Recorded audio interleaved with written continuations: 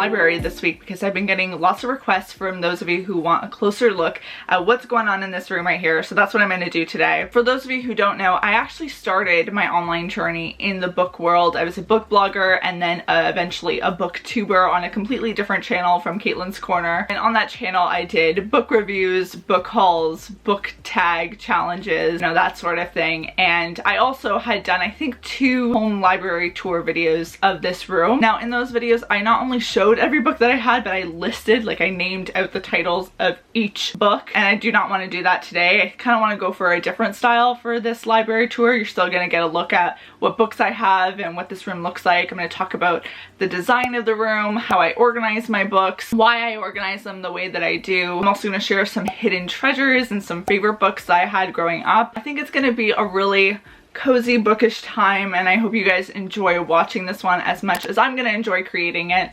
because whenever I get to talk about books I just get really happy and excited. So yeah, we'll just get into it. I always have a hard time with those transitions, like, okay, I'm done introing now. Content, begin.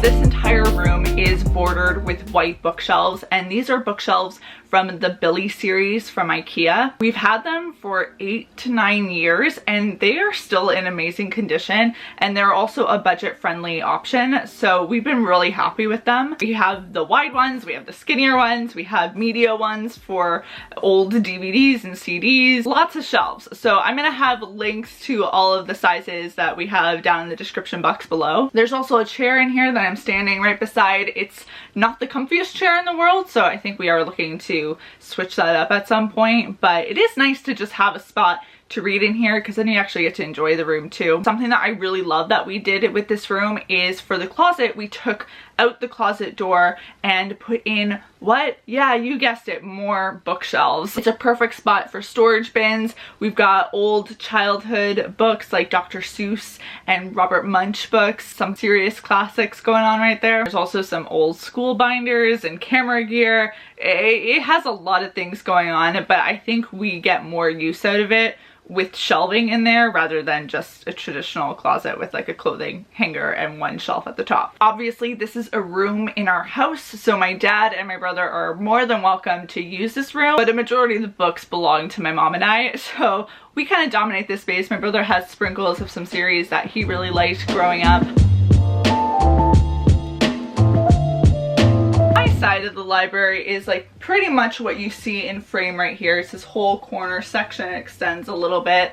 As you can see, I was a big reader growing up. A majority of these books are in the YA teen genre. More of my current books are still located in Toronto, but if I come home and I finish reading a book, I'll leave it here because I don't have this much space in the city. Of the books that you're seeing on the screen, I probably read about 95% of them, which I am proud of because, you know, there's a lot of books happening here, but they have been really well loved. All of my fiction books are organized alphabetically by author's last name. They've been organized this way for years because I just find it really easy to find what I'm looking for. As cool as I think it is when people organize their books based on color or book height or any other categorizing system, this is just the most practical one for me. Most of the books are just laid out like as a traditional, you know, horizontal stack, but then bloop, you'll find like a random vertical stack of books for series that have either like a lot of books in them or books that are quite thick, so I can save a little bit of shelf real estate by bloop, turning them around, making a lot of fun sounds today. It also adds just like a little visual interest, which is the only way that I can add visual interest to these shelves because I don't really have space to put knickknacks. So we changed the book direction just to be like, ooh, spice it up. Ah, didn't see that coming. Okay. Sometimes I wonder. On the other side of the room, there are 2 shelves that house a lot of my mom's fiction. She's a big Joanna Lindsay fan, Jeffrey Archer, Jude Devereaux, Susan Mallory, who else? Debbie McComber. She's got quite the collection herself. The bookshelves by the front door house mostly non-fiction books. We've just kind of like roughly grouped together business books and self-help books and money books, but it is not perfect, and I think there's like a few stragglers that we need to rearrange, but that's where the nonfiction are. I also have like a random nonfiction shelf by my section, and then other shelves are just kind of like a collection of a lot of random things.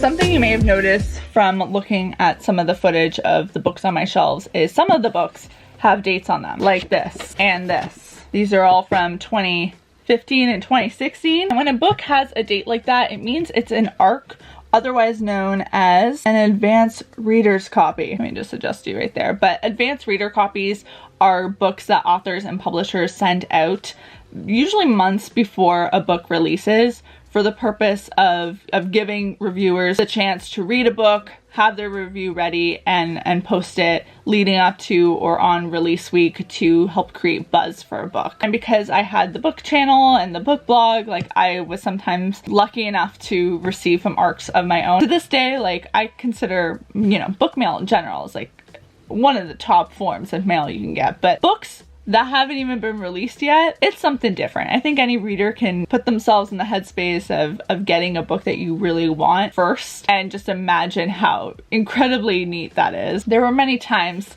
where I did like little happy, ow, little happy squeal dances that didn't result in pain like that did right there. But when I received a package, yeah, there would be some dancing. Thought I would share some of my favorite ARCs that I had received over the years, because some of them were either like really creatively sent out or just books I was really pumped about. So let me find those. This is Glass Sword by Victoria Aveyard. This was the sequel to Red Queen, and not only did they send an ARC, but they delivered it in this beautiful, like, it's plastic, but it looks like glass casing. What a cool touch. What else? What else? What else? The Diabolic by S.J. Kincaid actually came with tons of sticky notes with notes from the author about different scenes. Isn't that the coolest thing? Getting an ARC of a Cassandra Clare novel.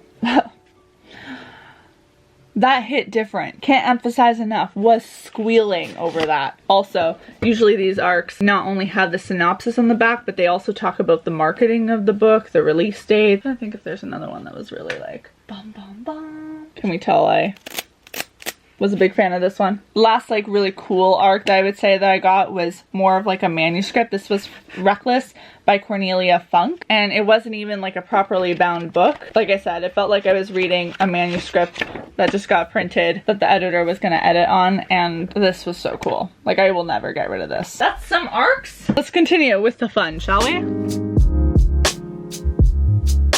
Shelf below the window has smaller shelves that are feature shelves. This is where we put some series that we just want to highlight. Of course, I have to have a Twilight shelf because the obsession was something else. And also Twilight was what got me into reading, so it does hold a special place in my heart. I do find these Barbies of Edward and Bella creepy now. But we'll not be getting rid of them. I've got complete illustrated movie guides, some bookmarks, Twilight journals, special editions of Twilight, the 10th anniversary edition, calendars, magazines, and please take note that yes, I still have those copies over there. I have too many copies of Twilight. Please stop, Caitlin. Up top is a dedication to Sophie Kinsella. My mom is a big Sophie Kinsella fan. I've read quite a few of her books and really love her as well. I actually was a huge fan of I've Got Your Number. So many of them, but a really fun author to highlight. And then we also have the Harry Potter section that has not only Funko Pops of some pretty amazing characters, but also all the books. We also have our Harry Potter wands. If any of you are wondering what house I'm in, I once thought I was a Hufflepuff, and then less than a year ago, I took the test again multiple times and got Ravenclaw, and many people felt like that was the correct one. And the last shelf here is dedicated to all Cassandra Clare books. I actually am missing a book here that's in the city. It's her latest one. I am such a huge fan of Cassandra Clare's novels. This is like the first book in her first series, and then the world just kind of expands. All of these books are set in the same world, which I love investing time into series that are so well developed, and this is definitely one of them. I don't know what I'm gonna do when all of the new books that she's planned to release come out, because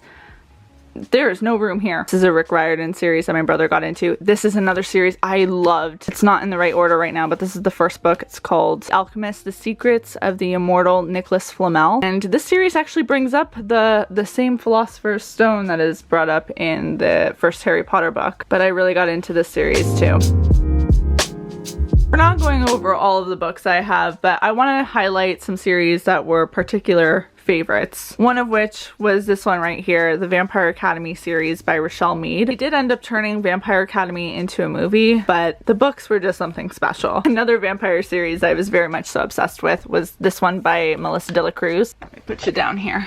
I think I was attracted to it because of the front cover of the first book, Little Fang Bite. You can tell I was going through a really big post-Twilight vampire phase. The last book in the series, Gates of Paradise, I think it was this book. I actually got a chance to interview the author on my book blog, and then I got to meet her at a book signing. Day was made. I was so nervous. So nervous. Like, oh my god, there's Melissa de la Cruz. Iron King series by Julie Kagwa. This was a fantasy series about fairies. Just got completely lost in that one. The Unbecoming Amara Dyer series. First of all, look at the covers of them. They're gorgeous. I was just ruined by these series. I got so invested in each book, and then I had to wait a year every time a new one came out, and it was torture. What else? What else? What else? I also was a big fan of Kelly Armstrong. I want to highlight her because she's a Canadian author. The Summoning, The Reckoning, and The Awakening. I don't know if that's the right order. This is definitely the first. I'm not sure about these two. The main character is named Chloe, and she can see dead people, and she is put in a home with other kids that can do weird stuff. So things happen, as one would expect. Cinder series by Marissa Meyer. Is it Marissa or Melissa? Marissa Meyer. They're retellings of different fairy tales. So Cinder, Cinderella, Scarlet, Red Riding Hood, Cress is Rapunzel. I'll include links to all of these books down below so that you can read the synopsises, whatever the word is there for all of them, if any of them intrigue you. If any of them tickle your fancy, you know? I know while editing this video I'm gonna be like, Caitlin, how could you not talk about this series? But there's a lot here that I was obsessed with, so just know that.